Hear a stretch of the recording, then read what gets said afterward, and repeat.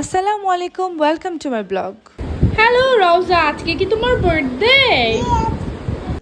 এই যে শুনতেই তো পেলেন, আমার ছোট ভাগ্নি রওজার বার্থডে লাস্ট উইকে, সেজন্যই বাসায় গিয়েছিলাম। আর বাসায় যাওয়ার পর দেখি আপন আর আব্বু মিলে পুরো বাসা ডেকোরেশন করছে। পুরো বাড়ি জুড়ে একটা ফেস্টিভ লুক ছিল, আর সাথে অ্যাড হয়েছিল খালামণি আর আমার কাজিন আফরিন। সো সব কিছু মিলে খুব ভালো লাগছিল।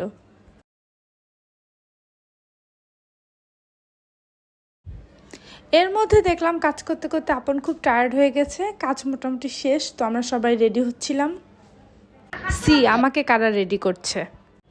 এরই মধ্যে বার্থডের কেক চলে এসেছিল। দুটা কেক অর্ডার করা হয়েছে, একটা ছিল ভ্যানিলা ফ্লেভারের আর একটা ছিল চকলেট ফ্লেভার। তো দুটা কেকই খুবই ডেলিশিয়াস ছিল, জাস্ট ইয়াম ইয়াম ইয়াম।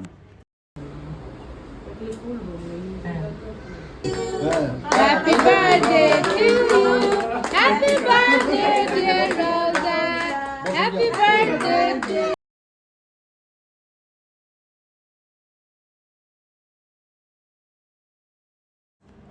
এই তো কেক কাটার পর আমরা একটু মজা করলাম, সবাই মিলে স্প্রে ছেটাছেটি করলাম, অ্যান্ড দেন আমরা সবাই মিলে কেক খেলাম। খুবই মজার কেক ছিল।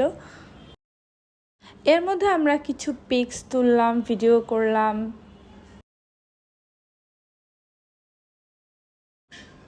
ছবি তুলতে তুলতে ভাগ্নিরা চলে গেল ওদের রুমে, অ্যান্ড আমাকে বললো যে ওদের যে গিফট বক্সগুলো সেগুলো আনবক্সিং করতে।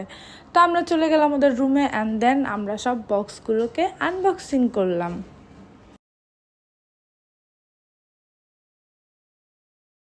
গিফট পাওয়ার পর গিফট খোলার যে মজা, সেটা কিন্তু অন্যরকম, তাই না?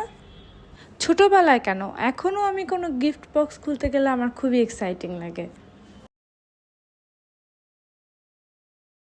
আর ওদের কি এক্সাইটমেন্ট, ওটা নিজের চোখেই দেখে নিন।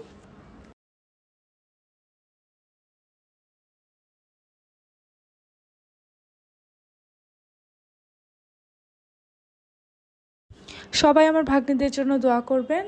আর এই ছিল আমার আজকের ব্লগ। সবার কাছে কেমন লেগেছে অবশ্যই জানাবেন। আর নেক্সট ব্লগ দেখার আমন্ত্রণ জানিয়ে শেষ করছি আজকের ব্লগ। ভালো থাকবেন, আল্লাহ হাফেজ।